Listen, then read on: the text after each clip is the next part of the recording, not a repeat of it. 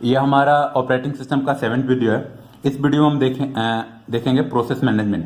Process management इस video से हम स्टार्ट कर रहे हैं। सबसे पहले हम देखते हैं प्रोसेस क्या होता है। दो चीज होता है, एक होता है प्रोसेस एंड एक होता है प्रोग्राम। पहले हम प्रोसेस को देखते हैं, फिर हम प्रोग्राम देखेंगे। Process is a program in execution या रनिंग स्टेट। प्रोसेस क्या है? एक प्रोग्राम है जो कि रनिंग स्टेट में होता है। अगर कोई प्रोग्राम रनिंग स्टेट में है तो उस प्रोग्राम को हम क्या बोलेंगे? प्रोसेस बोलेंगे, प्रोग्राम नहीं बोलेंगे अगर रनिंग स्टेट में है तो। ठीक है, एक पॉइंट हुआ। Process is an active entity. Process क्या है? एक्टिव एंटिटी है। ये एक्टिव होता है क्योंकि ये रनिंग स्टेट में होता है। रनिंग स्टेट में जो भी आपका प्रोसेस होगा वो कोई ना कोई काम करते रहता है, एक्टिव होता है। With a program counter that specified next instruction to execute.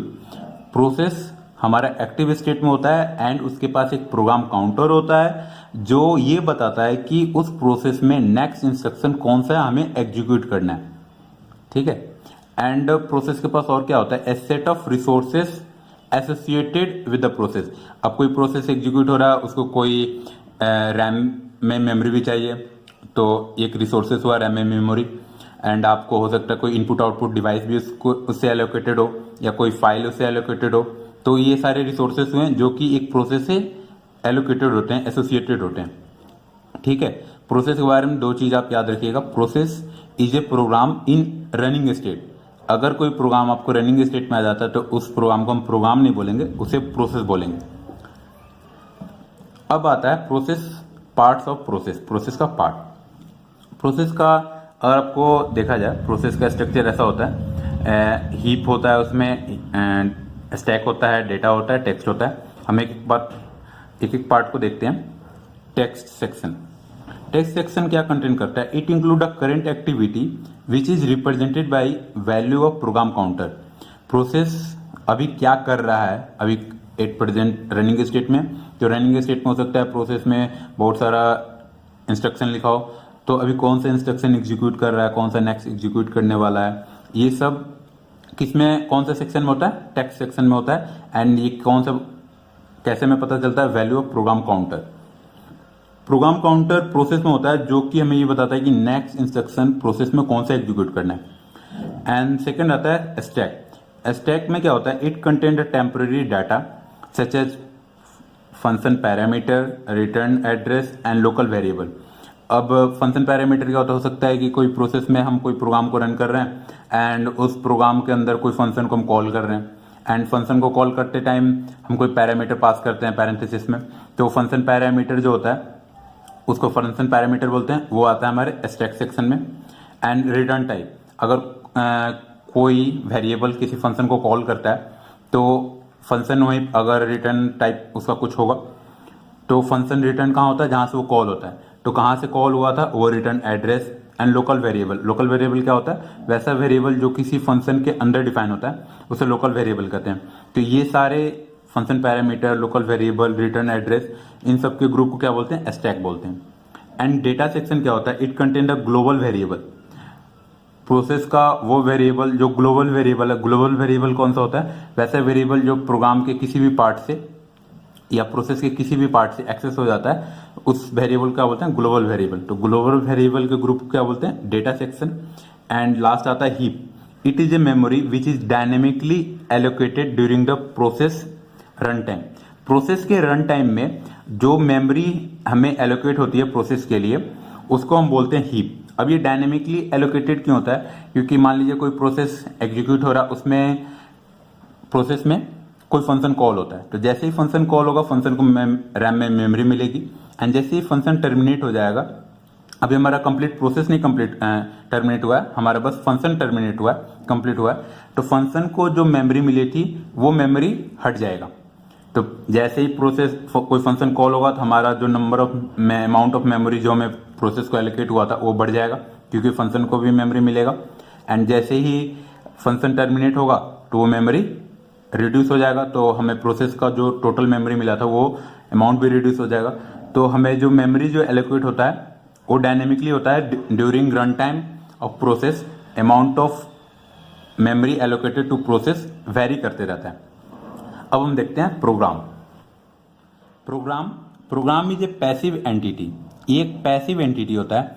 Actually मान लीजिए कि आप कोई जावा का कोई प्रोग्राम बनाए, तो उस प्रोग्राम को जब आप सेव करते हो HDD में, तो वो जब तक HDD में रहता है तब तक वो कहलाता है प्रोग्राम।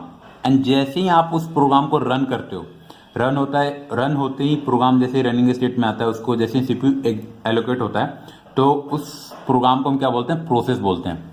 तो जब तक प्रोग्राम हमारे स्टोरिंग डिवाइस में रहेगा तब तक हम उसको क्या बोलेंगे? प्रोग्राम बोलेंगे। जैसे ही उसको CPU एलोकेट हो जाएगा उसको क्या बोलेंगे? हम प्रोसेस बोलेंगे। The program is a passive entity. Example, a file containing a list of instruction to be executed store on disk. कोई एक फाइल है जिसमें बहुत सारे इंस्ट्रक्शन है जिसको एग्जीक्यूट करना है, और वो कहाँ है? डिस्क में। तो अगर जब तक वो सेकेंडरी डिवाइस में है तब तक उसको हम क्या बोलेंगे? प्रोग्राम। एंड जैसे ही उसको रैम में मेमोरी मिलेगा एंड उससे CPU एलोकेट हो जाएगा, रनिंग स्टेट में आ जाएगा। ये रनिंग स्टेट एंड क्या होता है ये हम आगे वाले वीडियो में देखेंगे। प्रोसेस स्टेट में जैसे इसको CPU एलोकेट हो जाएगा तो उससे हम क्या बोलेंगे? प्रोसेस बोलेंगे। Difference between program and process. Program क्या है? Program is a set of instruction.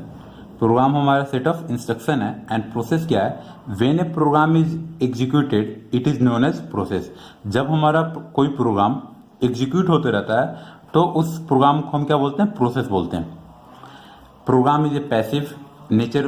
Programme का नेचर क्या होता है? पैसिव नेचर होता है। एंड प्रोसेस का नेचर क्या होता है? एक्टिव।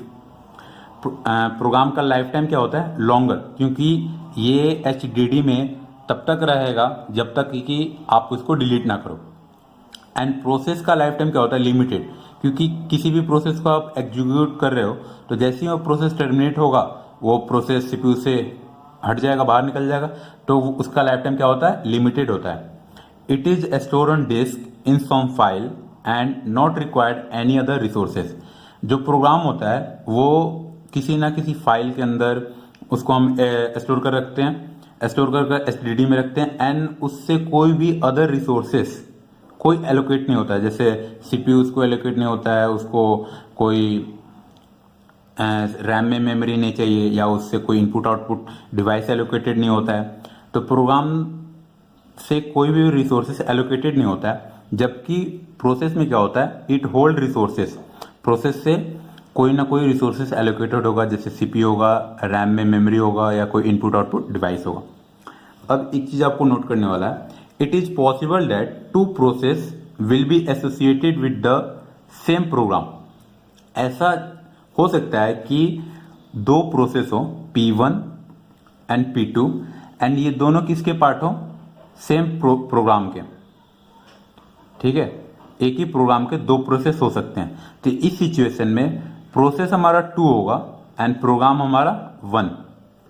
ठीक है, it is possible that two process will be associated with same program. Same program के दो प्रोसेस हो सकते हैं।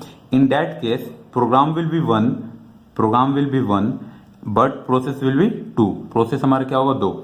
जैसे एग्जांपल लीजिए कि आप एक टाइम में एक ही ब्राउजर को 2 बार खोलते हो या 3 बार खोलते हो। ठीक है, अगर आप 3 बार खोलते हो तो आपका वेब ब्राउजर तो एक प्रोग्राम है, एंड आप 3 बार उसको खोलो तो 3 प्रोसेस हो गया, P1, P2 एंड P3। तो आपने 3 प्रोसेस तो क्रिएट कर लिया, लेकिन प्रोग्राम हमारा एक ही है। तो ये एग्जांपल हो गया आपका कि when an user invoke many copy of web browser each of these is a separate process. हर एक हमारा क्या होगा? सेपरेट प्रोसेस होगा, लेकिन प्रोग्राम हमारा एक ही होगा। ऐसे कोई भी आप एप्लीकेशन का एग्जांपल ले सकते हो। अगर आप MS वर्ड का यूज करो तो बहुत सारे कॉपी, अगर MS वर्ड का अगर आप ओपन कर लेते हो तो अगर 3 कॉपी ओपन की हो तो 3 प्रोसेस हो जाएगा एंड प्रोग्राम हमारा एक ही होगा। तो इस वीडियो में बस इतना ही। इसमें हम देखे हैं प्रोग्राम एंड प्रोसेस में क्या डिफरेंस है। अगर आपको ये वीडियो अच्छा लगा तो लाइक करें एंड इस चैनल को भी सब्सक्राइब करें। Thank you for watching.